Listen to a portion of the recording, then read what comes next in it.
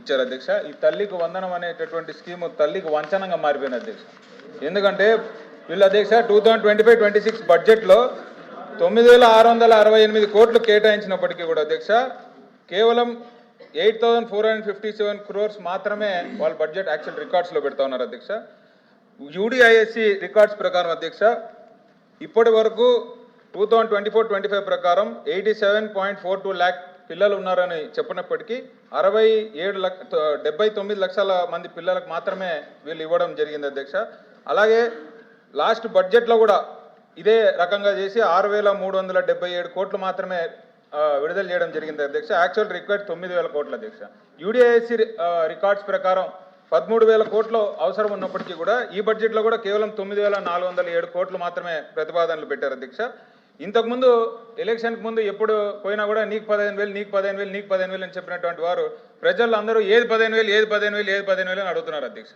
ఇంతకుముందు J tax ఆ tax ఈ ట్యాక్స్ అని చెప్పి 2,000 కట్ అయింది అన్న వాళ్ళు మరి ఇప్పుడు ఏ ట్యాక్స్ ప్రకారం ఈ 2,000 కట్ చేస్తున్నారు అనేది కూడా మాకు అర్థం కావడం లేదు అధ్యక్ష. అలాగే 8,000, 9,000, 10,000 మాత్రమే పడ్డాయి, 15,000 కూడా పడలేదు అని చాలా చోట్ల కంప్లైంట్లు వస్తాయని దానికి మరి మంత్రి గారు ఏదో రకంగా దాన్ని కూడా క్లియర్ చేయాలని రిక్వెస్ట్ చేస్తాం. ఓకే మంత్రి గారు. మా రామారెడ్డి గారు చెప్పారు, ఇచ్చాము. బొత్స గారు నమస్కారం అండి. బొత్స గారు అలవైపు గారు ఒక్క నిమిషం. అలవైపు గారు లోకేష్ గారు మీతో బొత్స గారు చూస్తాం చాలా ఆనందంగా ఉంది అధ్యక్ష. ఎందుకంటే కొంచెం అనారోగ్యం వల్ల గురువుగారు ఇబ్బంది పడ్డారు. It's nice to see you sir, welcome back to the house. నేను అనేది ఏంటంటే ఇప్పుడు భరత్ గారు సత్యదూర మాటలు మాట్లాడారు అధ్యక్ష. ఎందుకంటే 86 లక్షలు అన్నారు, అది ఎక్కడి నుంచి వచ్చిందో ఆయనకు తెలియదు అధ్యక్ష. సమాధానం నేను చెప్పాను అధ్యక్ష. 79,51,903 మంది విద్యార్థులు యూడైస్లో క్లాస్ 1 to క్లాస్ 12 ఎన్రోల్ అయ్యారు. వాళ్ళకి తల్లికి వందనం కింద 6,000 కోట్లు కాదండి, 8,454 కోట్ల రూపాయలు వాళ్ళ అకౌంట్లో డిస్పర్స్ చేస్తాం జరిగింది. దీంట్లో ప్రోగ్రామ్ కింద 67,01,653 మందికి తల్లికి వందనం వర్తించింది. మీరు ఇక్కడ చూస్తే అంటే యూడైస్లో ఎన్రోల్ అయిన వాళ్ళు అర్హులందరికీ ఇస్తాం జరిగింది 84.27%. ఇప్పుడు మీరు అడిగారు, మీరు అమ్మ ఒడి కింద ఎవరెవరికి ఇచ్చారు, ఎంతమందికి ఇచ్చారు కూడా వివరంగా నేను చెప్తాను. ఆనాడు యూడైస్లో 81,72,224 మంది ఉంటే మీరు కేవలం 42,33,098 మంది అంటే 52% మందికి మీరు ఇచ్చారు. మేము 85% మందికి ఇచ్చాం. అదేవిధంగా ఇంకొక సంవత్సరం 2021 తీసుకుంటే సుమారుగా 83 లక్షలు ఉంటే మీరు ఇచ్చింది కేవలం 44 లక్షల మందికే. 21-22లో 82 లక్షల మంది ఉంటే విద్యార్థులు మీరు ఇచ్చింది కేవలం 43 లక్షల మందికే. 2022లో 22-23లో 80 లక్షల మంది ఉంటే మీరు ఇచ్చింది కేవలం 42 లక్షల మంది అంటే 52% మందికి మీరు ఇష్టం జరిగింది, పిల్లలకి మీరు ఇష్టం జరిగింది. కానీ ప్రజాప్రభుత్వం ఇచ్చిన హామీ మేరకు 84.27% మేము అందజేస్తాం జరిగింది. First point. సెకండ్, మీరు కొంతమందికి పడలేదు అంటున్నారు, దయచేసి అక్కడ తల్లికి వందనం అని అడగండి, చెప్తారు. పడలేదంటే వివరాలు పంపించండి sir, we are willing to correct, no issue. అర్హులు ఎంతమంది ఉన్నా ఇవ్వాలనేది ప్రజాప్రభుత్వ నిర్ణయం.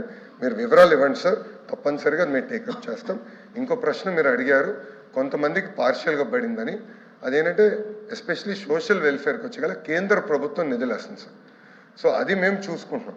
సో మేము ముందల పేమెంట్ చేసిన అది కేంద్ర ప్రభుత్వం డబ్బులు వేస్తుంది సార్. అది రెండు కలిసికట్టుగా మేము అందిస్తున్నాం, కేంద్ర రాష్ట్ర ప్రభుత్వం కలిసికట్టుగా అందిస్తున్నాం. ఎక్కడన్నా గ్యాప్ ఉంటే వివరాలు మళ్ళీ ఇవ్వండి sir, will definitely take it up. అర్హులందరికీ ఇవ్వాలనేది ప్రజాప్రభుత్వం లక్ష్యంగా పెట్టుకుంది. అదేవిధంగా అధ్యక్ష, పోయిన సెషన్లో గౌరవ చైర్ గారు ప్రత్యేకంగా కొన్ని విషయాలు మా దృష్టికి తీసుకొచ్చారు అధ్యక్ష. ఈ తల్లికి వందనం సంబంధించిన అది కూడా ఒకసారి కొంచెం వివరిస్తాను అధ్యక్ష. జియో నంబర్ 26 కింద తల్లికి వందనం అందజేస్తాం జరుగుతుంది అధ్యక్ష. మీరు అడిగిన ప్రత్యేకంగా ప్రశ్న ఏంటంటే శానిటరీ వర్కర్స్కి అందట్లేదని మీరు అడిగారు అధ్యక్ష. పాయింట్ జీలో అధ్యక్ష, anyone among the household members employed in any central state government service, PSU or getting government pension post retirement are not eligible and rasi bracket lo adhyaksha. Sanitary workers are exempted and all employees getting less than 10,000 salary per month in rural and less than 12,000 rupees per month in urban areas are exempted. So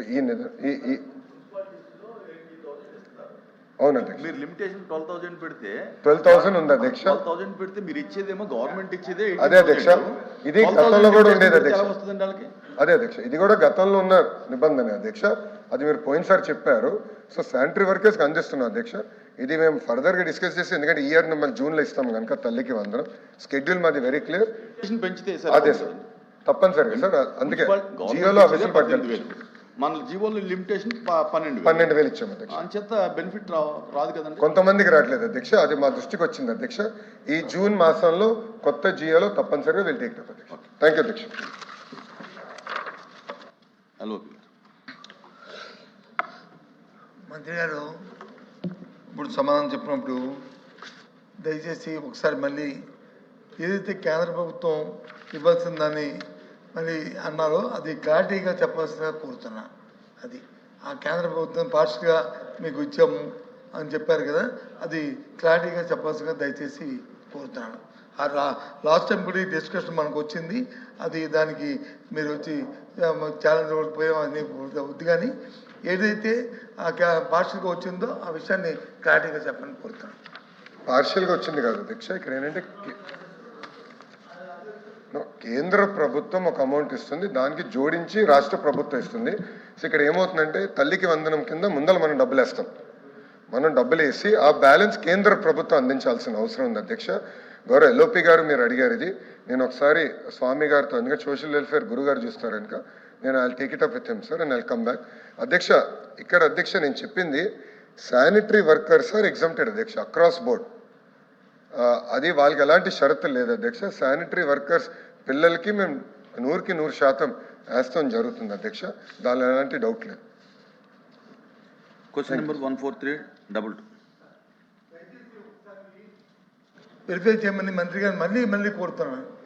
మన ఆయన కూడా, మంత్రి గారిని కూడా, social welfare minister గారిని కూడా, ఇంకా society నుంచి రావాల్సిన ఏదైతే ఉందో ఇంకా ఇవాటికి కూడా నిన్నటి వరకు కూడా, మరి ఇవాళ ఇస్తే చెప్పలేం కానీ నిన్నటి వరకు కూడా ఇంకా అది అడ్జస్ట్ అవ్వలేదు. దయచేసి అడ్జస్ట్ చేస్తే అప్పుడు మీరు ఇస్తానన్న 13,000 రూపాయలు పూర్తిగా వాళ్ళకి జమ అవుతుంది అనేది మీకు క్షేత్రస్థాయిలో ఉన్న ఇన్ఫర్మేషన్ని లాస్ట్ టైం చెప్పాను, మళ్ళీ ఇప్పుడు కూడా చెప్తాను.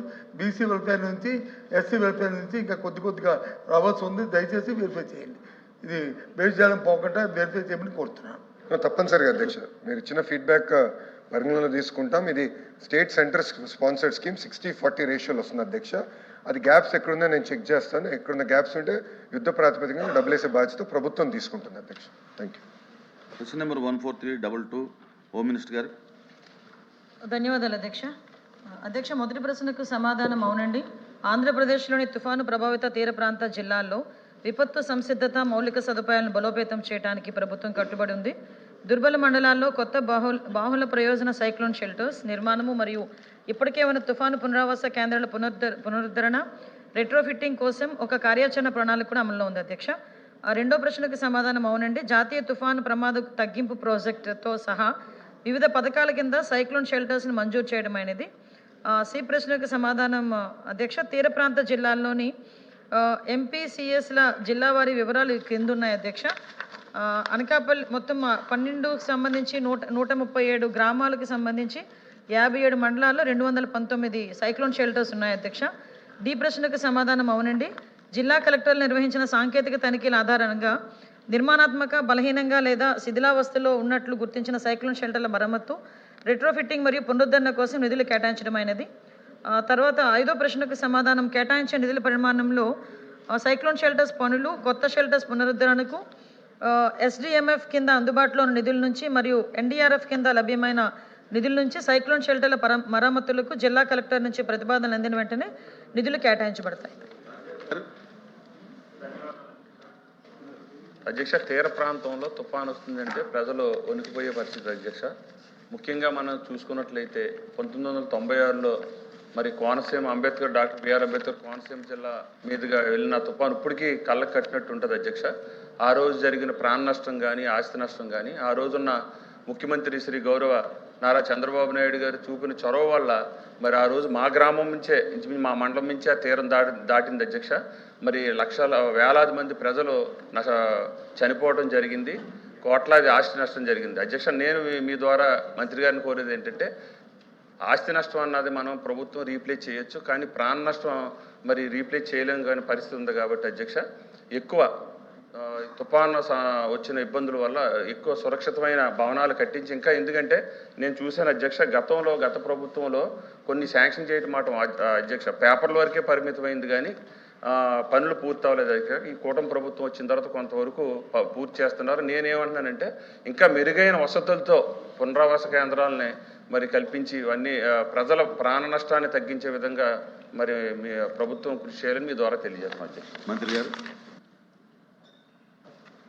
అధ్యక్ష, గౌరవ సభ్యులు చెప్పినట్టు అధ్యక్ష, తుఫాను ప్రాంతాలు మన దగ్గర కొంచెం ఎక్కువ, తుఫాను ప్రభావిత ప్రాంతాలు ఎక్కువగా ఉంటాయి అధ్యక్ష. ఎందుకంటే ఆంధ్రప్రదేశ్ అనేది అతి పెద్ద తీర ప్రాంతం గల రాష్ట్రం. సుమారుగా 137 గ్రామాలు, 57 మండలాలు దగ్గర ఉన్న తీరం అధ్యక్ష. దగ్గర చూసుకుంటే 900 కిలోమీటర్ల పైగా ఉన్న తీర ప్రాంతం ఉన్న మన రాష్ట్రం అధ్యక్ష. ఈ రాష్ట్రానికి సంబంధించి ఎక్కువగా కూడా ఈ తుఫాను ప్రభావిత ప్రాంతాలు ఎక్కువగా ఉండడం, వరదల ముప్పు ఎక్కువగా ఉండడం అన్నది మనకి ఎప్పుడు కూడా ఉండే పరిస్థితి అధ్యక్ష. దీన్ని బేస్ చేసుకొని సుమారుగా 2014 నుంచి 2019 వరకు గౌరవ ముఖ్యమంత్రి గారు చంద్రబాబు నాయుడు గారు సీఎంగా ఉండేటప్పుడు ఆంధ్రప్రదేశ్ తీర ప్రాంత జిల్లాల్లో అధ్యక్ష 219, ఇందాక నేను ఏదైతే చెప్పానో 219 బహుళ ప్రయోజన సైక్లోన్ షెల్టర్స్ ఏదైతే నిర్మించబడ్డాయో అవన్నీ కూడా అప్పుడు 2014 నుంచి 2019 వరకు ఉన్న పీరియడ్లో మాత్రమే నిర్మించబడినాయి అధ్యక్ష. తర్వాత కాలంలో నేను ఎవరిని క్రిటిసైజ్ చేయట్లేదు అధ్యక్ష, ఉన్న వాస్తవాలు మాట్లాడుతున్నాను. దానికి సంబంధించి ఫర్దర్గా ఏం చేయాలన్న దాని మీద కూడా దృష్టి పెట్టాం కాబట్టి క్రానలాజికల్గా తీసుకొస్తున్నాం. దీనిలో పాలిటిక్స్ ఏమీ లేదు. 2019 తర్వాత 2024 మధ్యలో ఒక్క తుఫాన్ షెల్టర్ కూడా ఎక్కడ కూడా కట్టలేదు అధ్యక్ష. కట్టకపోగా తుఫాను సంబంధించిన ఇష్యూస్ మీద కూడా ఒక అవగాహన లేకపోవచ్చు, లేకపోతే తెలియనిదనం అవ్వచ్చు అధ్యక్ష. మ్యాక్సిమం డిజాస్టర్ మేనేజ్మెంట్ అన్న వ్యవస్థని పూర్తిగా నిర్వీర్యం అయిపోయింది అధ్యక్ష. ఎంతవరకు నిర్వీర్యం అయిపోయిందంటే, ఇప్పుడు తీర ప్రాంతాల్లో